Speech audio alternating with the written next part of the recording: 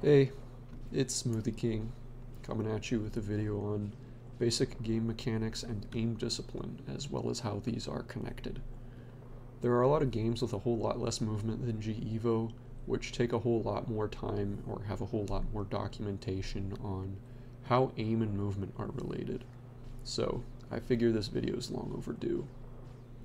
A lot of the time, people who struggle with shooters or who they're just learning how to play them, they first struggle to move and aim at the same time, but then once they get good at that, they start using movement to adjust their aim, and they feel like it's cheating, and it's not, and I want to explain how these mechanics are related to one another, in hopes that people don't just aspire to be human aimbots, because thinking that way will definitely make it harder for you to progress. What I'll see a lot of people do wrong is they just swing corners like this, as opposed to what you should be doing, which is more like this. If you don't immediately notice the difference between those swings, don't worry about it. We'll get to it by the end of the video. We got to start with key inputs first, so let's get to that. I'll see people die because they want to dash and they do a little sprint like this instead. So starting with the formal difference between a dash and a sprint will always happen if you are holding shift first and press WASD second. This is always going to give you a sprint 100% of the time. A dash, you have to hold WASD first and then you tap shift. Knowing that these inputs are the reverse of each other makes it a lot easier to roll from one to the other. When you do this, this is called a G dash. You dash first and then sprint right out of it. There's a period at the end of a dash where your fuel recovery gets paused, so sprinting in that time is efficient, and I think it confers some amount of momentum. But either way, you want to make sure you're doing the input right. So here's exactly how to do it. Every dash, tap and hold shift. Just do it every dash, because holding shift does not alter how your dash cancels work at all. You only cancel dashes by releasing WASD.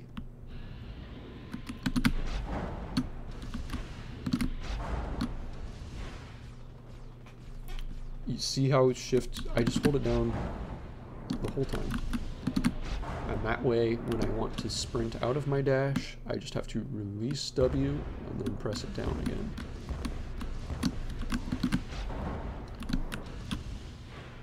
If you do it wrong and you try to cancel by, say, pressing oppositional keys instead of just releasing W, it becomes, you just run out of time if you want to do a dash cancel, because you're doing stuff with like 3 fingers at once. It's a pain in the butt.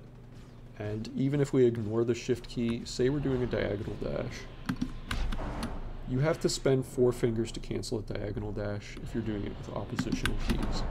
And like, I don't get how you do that without taking your hand off the mouse. It's crazy. Just release WASD. Do it the easy way. Fewer inputs, fewer mistakes.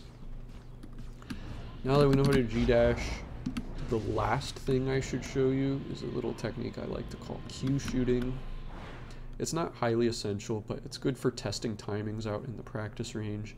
And if you're ever trying to shoot someone at the tip of a sprint, it's a good input buffer that stops you from getting misinputs.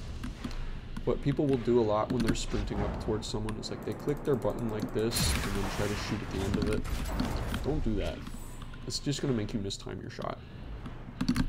Just hold the button down and then shoot by releasing shift. It's a lot easier. It sounds a little weird at first, but I use this maybe like 2 or 3 times a match minimum.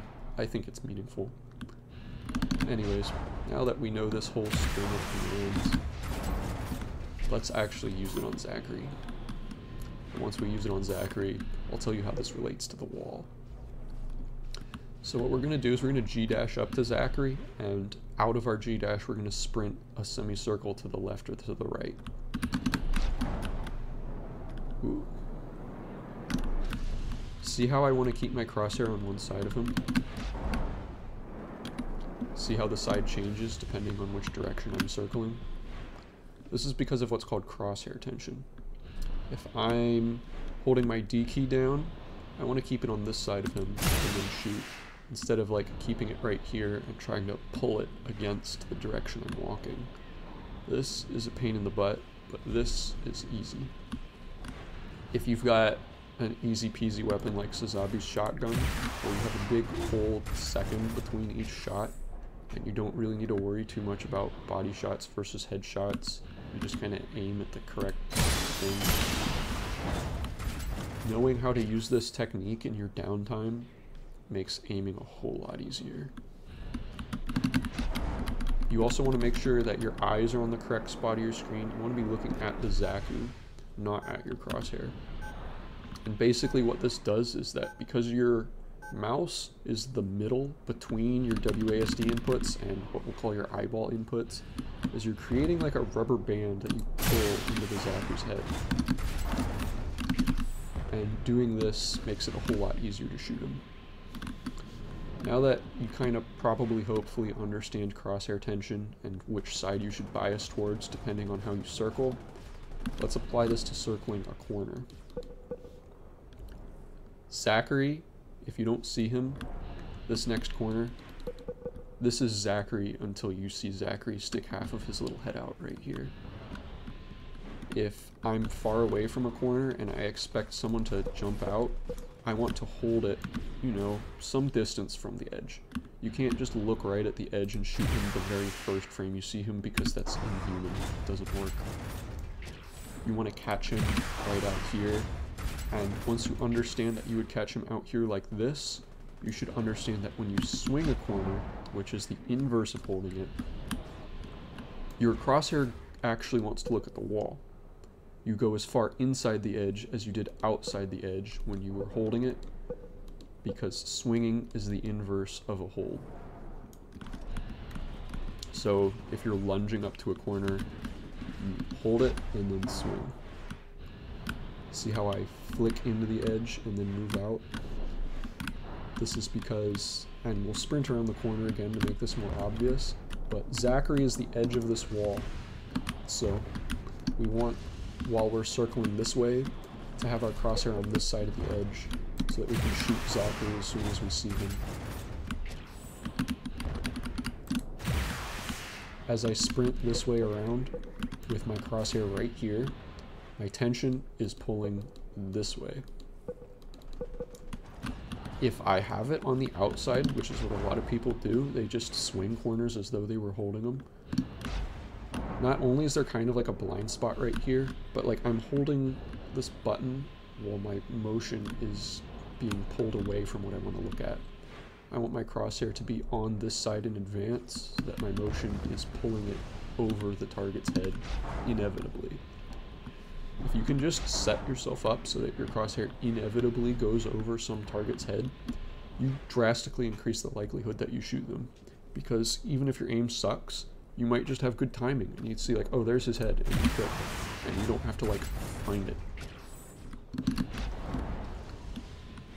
Anyways, there are more complicated things I could go over. So like if you lunge up like this and swing like that, someone could foresee it and they do what's called a counter swing, where they just go around the outside of you, and because your mouse is going from outside to inside, you have maximum velocity in this direction, while they have maximum velocity in the opposite direction, which equals minimal overlap time.